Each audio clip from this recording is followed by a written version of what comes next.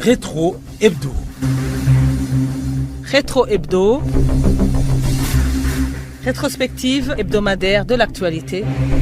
Merci de nous écouter. Bienvenue dans cette rétrospective hebdomadaire de l'actualité sur la radio Indoniculture, présentée par Jota Miratouzi.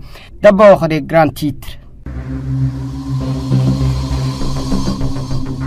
Le Burundi s'est joint mercredi au monde entier pour célébrer la journée internationale de la protection des eaux des lacs. Parmi les questions évoquées figurent les effets néfastes des cimetières sur la biodiversité des lacs.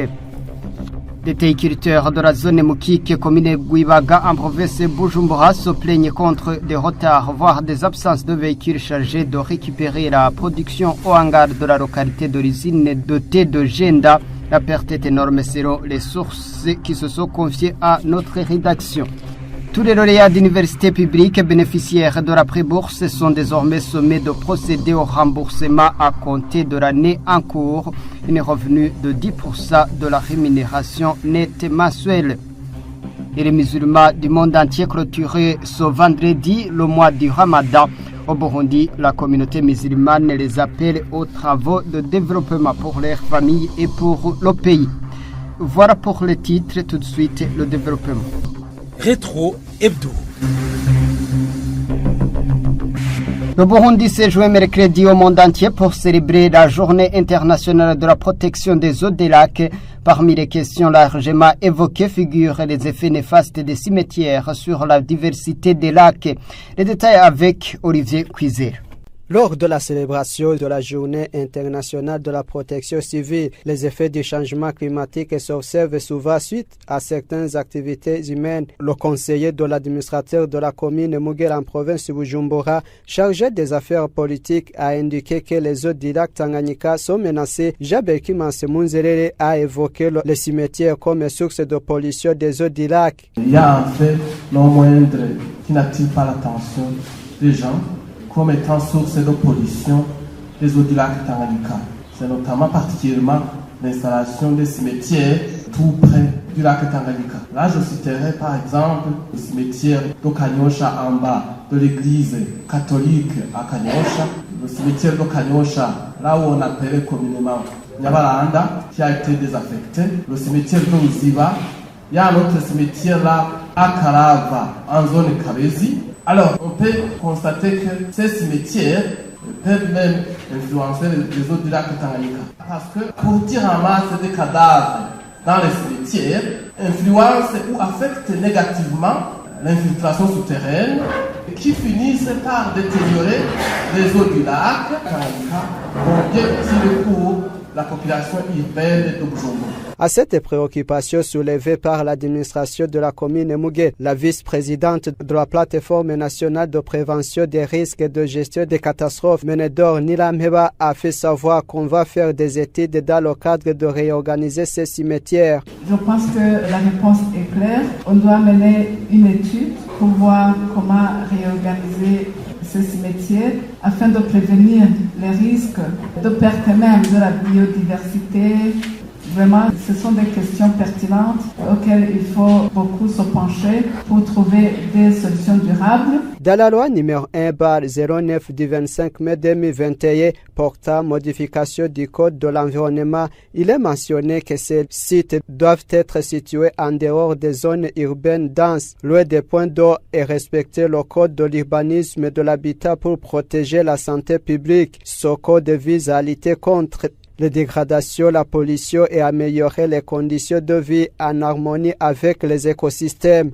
Certains riverains ainsi que des personnes travaillant autour de la réserve de Gwegura, zone Massango, commune Bukinanyana de la province de Bujumbura, saluent le pas déjà franchi dans la protection de cette réserve. Ils indiquent que dans le passé, elle était menacée par des activités humaines. Ils se réjouissent du fait que grâce aux séances de sensibilisation, les habitants ont compris maintenant l'importance de cette réserve, mais les responsables chargés de sa gestion reconnaissent que des défis persistent. Les détails avec Alice Naizei. Des personnes qui suivent de près les activités de protection de la réserve naturelle de Guegura, située en zone Massango, commune Bukinanyana, dans la province de Bujumbura, affirment que dans le passé, cette réserve était menacée par diverses activités que certains gens voulaient y mener. Obed Nikuza est l'un des gardiens forestiers dans cette réserve. Il y avait la chasse, ils coupaient les arbres, ils cherchaient du charbon, ils extrayaient des minéraux, ils sciaient les bois. Même les feux de brousse menaçaient cette réserve, mais maintenant cela a beaucoup diminué. De son côté, Etienne Nzohabonimana, président de l'association du Shirahamwe Dukingiri Bidukikije, œuvrant sur 3 collines de cette zone, explique que dans le but de contribuer à la protection de la forêt, ils intensifient les séances de sensibilisation auprès de la population en collaboration avec les administratifs. Pour la protéger, nous organisons des séances de sensibilisation au moins une fois la semaine avec les administratifs. Nous leur remontrons son importance, que s'ils coupent son arbre, c'est comme si ils effaçaient un foyer. Il souligne également que cette réserve naturelle joue un rôle très important dans la vie quotidienne des habitants. C'est grâce à la Kibira. La pluie, le bonheur et l'eau, c'est la Kibira. Ça attire les visiteurs et ils viennent nombreux, des entrées s'améliorent. Aujourd'hui, ils se réjouissent du renforcement des efforts qui permettent une meilleure protection de cette réserve. Cependant, malgré ces avancées, les acteurs impliqués reconnaissent que des défis persistent. Au moins 9659 arbres ont été plantés en zone Massango, commune Bukinanyana, province de Bujumbura, par des associations engagées dans la protection de l'environnement. Des députés et des sénateurs élus dans la circonscription de Bujumbura ainsi que les autorités des communes Mpanda et Ntahangwa ont effectué une visite sur la rivière Mpanda ce mardi pour s'enquérir des dégâts causés par cette rivière. Ils ont rassuré la population locale que des solutions sont en cours d'élaboration et les habitants de cette zone demandent que ces préparatifs des travaux d'aménagement et de protection de la rivière Mpanda soient accélérés afin d'éviter davantage de pertes. Les détails avec Crystalise Hareliman. La rivière Mpanda a quitté depuis un certain temps son lit habituel, ce qui provoque actuellement un effondrement de ses berges le long de la route située près de l'aéroport Melchior Ndadaye. En l'absence d'une intervention rapide et le risque d'atteindre des écoles avoisinantes ainsi que plusieurs infrastructures publiques face à cette situation préoccupante, des députés et des sénateurs ont effectué ce mardi une descente sur le terrain afin de constater l'ampleur des dégâts. Les habitants des localités proches de cette rivière se disent confiants quant à une issue favorable après cette visite de parlementaires et après leur avoir montré l'ancien tracé de la rivière avant de sa déviation. Nous demandons que cette rivière soit canalisée afin qu'elle ne cesse de causer des dégâts. Même si nous nous organisons, quitter un endroit où l'on était habitué pour aller s'installer ailleurs sans s'y être préparé reste très difficile.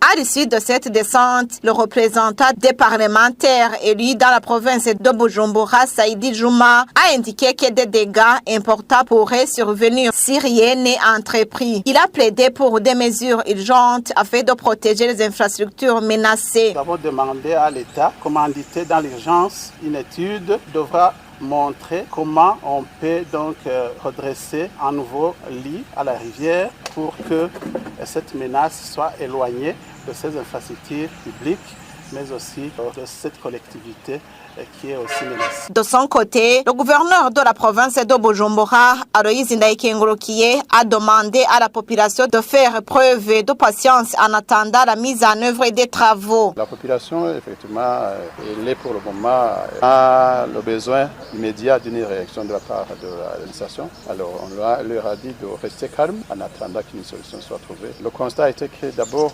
ces terrains, ce sont des terrains de l'État. Donc ces terres n'appartiennent à personne, c'est le domaine de l'État. Donc s'il y a des exploitants, ça a été autorisé par l'État. Donc on demande à la population de rester calme en attendant une solution. La rivière Manda traverse une zone proche de la route nationale numéro 5 reliant Bujumbura à Cibitoke, non loin de l'aéroport Melchior Ndadaye au quartier Gakumbo, et menace l'école fondamentale de Rukaramo, dont une partie de sa superficie et de celle du terrain de football à proximité est en train d'être emportée. À 1 kilomètre du dit terrain, la route est également menacée et pourrait être coupée en deux. Cette rivière a quitté son lit habituel, une situation qui perdure depuis plus de 2 ans. Les teiculteurs de la zone Mukike, commune Guibaga, en province Bujumbura, se plaignent contre des retards, voire des absences de véhicules chargés de récupérer la production au hangar de la localité d'origine de thé de Jenda. La perte est énorme selon des sources qui se sont confiées à notre rédaction au cours de cette semaine. Ces producteurs du thé demandent que leurs doléances soient entendues. L'Office du thé du Burundi reconnaît les seuls cas d'absence ou de retard de véhicules pour motif de pénurie des produits pétroliers. Norris Nduimana. none nk'umwimbu wacu bunyene ugira uhombe none mu mbono kazoza tuzoshikako gute. Les indignations de faire chez les teiculteurs à Mukike, les producteurs rencontrés le week-end écoulé au hangar du thé de Mutobo à Lulambira étaient déboussolés, ne savaient presque à quel sens se vouer, peu importe les motifs avancés par l'office du thé à Ijenda. Les producteurs sont désespérés, ils ont faim. L'on nous apprend que le véhicule qui devrait venir est tombé en panne. Nous sommes dans l'embarras et sans recours. Ces producteurs reprochent sous leur colère l'usine dite d'Igenda une sorte de négligence et les conducteurs de véhicules en charge de cette collecte sont beaucoup indexés dans le transport des marchandises, laissant de côté le service public depuis les hangars respectifs. Les véhicules transportent d'autres articles. Peut-être que les conducteurs savent bien que nous devons tout accepter sans suite. Inquiets par ce qu'ils qualifient de relâchement constaté au niveau de cette culture industrielle, des sources qui se sont confiées à la rédaction proposent de la restauration avec tout ce qui va avec, soit des indemnités relatives aux plantations, quitte à ce que les terres soient exploitées pour d'autres fins. Que le TB Jenda nous indemnise pour nos terres, quitte à ce que nous réalisions d'autres projets au permettre des plantations théicoles. Que l'on nous dise que le thé n'est plus vendu. Comme ça, nous saurons le sort de nos terres. Nous avons pour cela contacté Daniel Madarahisha, gérant de l'office du thé à Ijenda sans succès, et au directeur de plantation à la même usine Parfum Zeimana de se garder de tout commentaire, nous renseignant qu'il ne peut parler à la presse et que s'il est retrouvé à son poste d'attache. Certes, les irrégularités dans la récupération des feuilles vertes pour le thé se rapportaient déjà dans d'autres usines, un problème connexe à la pénurie de produits pétroliers, une situation qui serait néanmoins décantée à présent, nous a fait savoir Gabriel Nahimana, directeur agronomique à l'OTB. Un problème est survenu, on ne doit pas être fatal. Nous nous battons pour avoir du carburant et nous n'avons pas de cas récent. En cas d'absence de véhicules de collecte des feuilles vertes à Mukike, les teiculteurs se voient obligés d'acheminer encore la production vers d'autres hangars, effectuant un long trajet à autour de 5 km depuis Nyarumanga et Rurambila, d'où souvent des pertes, puisque les feuilles vertes sont cueillies jusqu'à 10 heures, temps réglementaire pour la cueillette du thé dans cette contrée, mais force est de constater des gens qui rentrent plus tard la nuit, en quoi l'ordure pour la population. Et des producteurs du maïs en province Buhumuza se lamentent du retard observé d'Aropema sur les récoltes collectées par l'Agence nationale de gestion des stocks stratégiques et alimentaires, ANAGESA en sigle. Ça fait déjà 8 mois. De son côté, l'agence explique que des arriérés de paiement sont majoritairement constitués par des comptes et a connu quelques erreurs. La correspondance de Pantaleo Nakartima. Comme le soulignent des agriculteurs ayant vendu les récoltes de graines de maïs à l'Agence nationale de gestion des stocks stratégiques et de sécurité alimentaire, ANAGESA en sigle, le retard de plus de 8 mois observé dans le paiement inquiète. Certains des gestionnaires de hangars de stockage vont jusqu'à affirmer qu'ils ont atteint un stade d'enregistrer des mouvements qui réclamaient l'annulation de la vente pour vendre les récoltes au marché où les prix dépassaient ceux de l'ANAGESA. Najessa. Des pertes ont été incommensurables car l'argent, leur dit, pouvait servir dans des activités champêtres des saisons A et B. La liste avançait progressivement, laissant ceux qui attendaient dans une situation confuse, nous a affirmé un de ces agriculteurs. Nous avons contacté le directeur général de la Najessa, Olivier Vitegimana, qui a clarifié que les arriérés dits aux agriculteurs relèvent des irrégularités observées sur les noms des propriétaires des comptes et ceux des clients où il y avait des différences, d'où il fallait une version corrigée. D'autres opérations qui ont traîné sont des transactions sur le MECACH pour cette direction générale. Elle rassure qu'elle va y procéder et que des services habilités vont se saisir de l'affaire. Pour le moment, la version corrigée des arriérés est en cours de finalisation et le paiement en toute sa dimension va être disponible tout au long de cette semaine. Pourtant, des agriculteurs n'ont raté pas de souligner qu'il fallait à la Najessa les accompagner vers un développement par le paiement de chaque opération de vente à temps. Depuis Burumuza, Pantalon Nakartimana, Radio Indonde Culture. Rétro Hebdo. Tous les lauréats d'universités publiques bénéficiaires de la pré-bourse sont désormais sommés de procéder au remboursement à compter de l'année en cours. Une revenu de 10% de la rémunération nette mensuelle sera appliquée à tous les employés du secteur tant public que privé, selon une correspondance ministérielle conjointe signée par 3 ministres. Une correspondance parue au cours de cette semaine. Le point avec Crystalise Hardiman. Selon l'article 2 de cette ordonnance ministérielle, tout étudiant qui a poursuivi des études universitaires et ayant bénéficié d'un pré-bourse est tenu de le rembourser dès qu'il obtient un emploi ou toute autre source de revenus, et l'article 3 précise que les employeurs qui appartiennent au secteur public, privé ou à des organisations internationales sont tenus de prélever au moins 10% du salaire mensuel de l'employé concerné. Cette retenue est effectuée mensuellement jusqu'au remboursement total de ce prêt, conformément aux conditions qui sont stipulées dans le contrat signé lors de l'engagement pour avoir ce prêt boursé. Quant à l'article 4, il stipule que les employeurs doivent exiger, avant l'embauche d'un diplôme universitaire et d'une attestation confirmant le remboursement du prêt. Si le candidat a bénéficié du prêt sans l'avoir entièrement remboursé, l'employeur doit procéder immédiatement aux retenues sur son salaire. Cependant, l'article permet également à toute personne disposant des moyens nécessaires de rembourser la totalité du prêt en une seule fois. Par ailleurs, l'article 14 prévoit des sanctions pour les employeurs qui ne procèdent pas à ces retenues, consistant à payer le double des montants dus. Enfin, cette ordonnance ministérielle a été signée par les ministres de l'Éducation, de la Recherche scientifique, celui du Travail et de la Fonction publique, ainsi que celui des Finances, et vise à appliquer l'article 31 de la loi de finances de l'État pour l'exercice de l'année budgétaire 2025-2026. Clôture du Ramadan chez les musulmans du monde entier ce vendredi. Au Burundi, la communauté musulmane appelle les musulmans aux travaux de développement pour leurs familles et pour le pays. L'administration reconnaît leurs contributions pour le développement national. Les détails avec Alice Naizei. Sur le boulevard de l'Indépendance, à mairie de Bujumbura, où les fidèles musulmans se sont rassemblés ce vendredi pour les prières marquant la fin du mois de jeûne du Ramadan. Hommes et femmes, vêtus de tenues variées, étaient assis dans la route sur des nattes qu'ils avaient apportées. Les hommes occupaient les premiers rangs, coiffés de calottes, tandis que les femmes voilées prenaient place à l'arrière. À cette occasion, le représentant de la communauté musulmane au Burundi, Salouni Niabagabo, a appelé les fidèles à s'impliquer davantage dans les activités de développement et à respecter les autorités.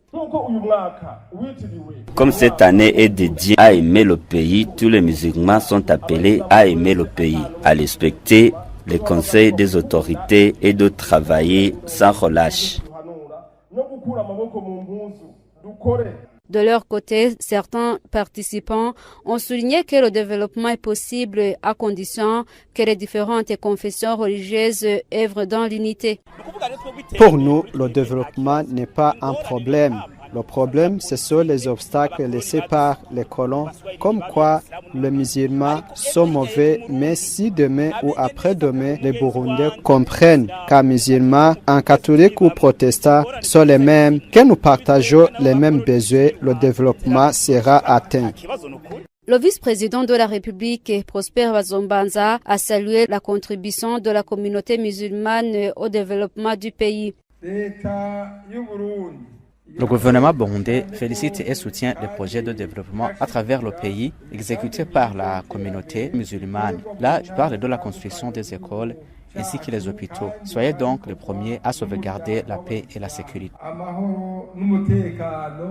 Ces prières viennent clôturer un mois de jeûne de 30 jours, sont observés le 9e mois du calendrier musulman et s'achève le premier jour du 10e mois. Cette année, la fête est célébrée sous l'an 1447 du calendrier islamique. À l'échelle nationale, ces prières ont été organisées dans 251 places à travers le pays.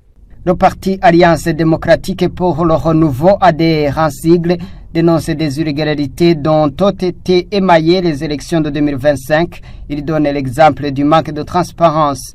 Le parti prévient que cela ne soit encore lieu aux prochaines échéances de 2027. Au cours d'un point de presse animé ce vendredi depuis la capitale politique Gitega, le porte-parole de cette formation politique, Augustin Chimirimana, a plaidé pour l'impartialité de la Commission électorale nationale indépendante.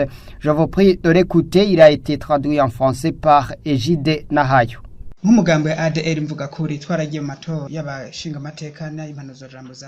Le parti ADR a participé aux législatives et aux communales. Nous déclarons qu'il s'agissait d'une élection émaillée d'irrégularités. Prenons la compilation de suffrages par exemple. Nous n'avons pas reçu les feuilles roses alors que nos résultats ont été proclamés. Un droit donc bafoué. Nous interrogeons si ce qui a été publié reflète la réalité. En effet, nos mandataires n'ont pas eu de procès-verbaux. Nous invitons la Commission électorale nationale indépendante de jouer le rôle de l'arbitre. C'est cela même que nous avons demandé avant que le vote n'ait lieu. Malheureusement, ce fut sans effet. Que cela ne soit plus ainsi, que la Commission exerce un père de famille. Il est du droit de tout citoyen, de tout compétiteur, de jouir des libertés.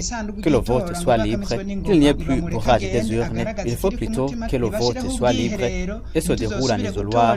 La CENI est appelée à servir la nation, quitte à ce que ses prestations soient incontestables.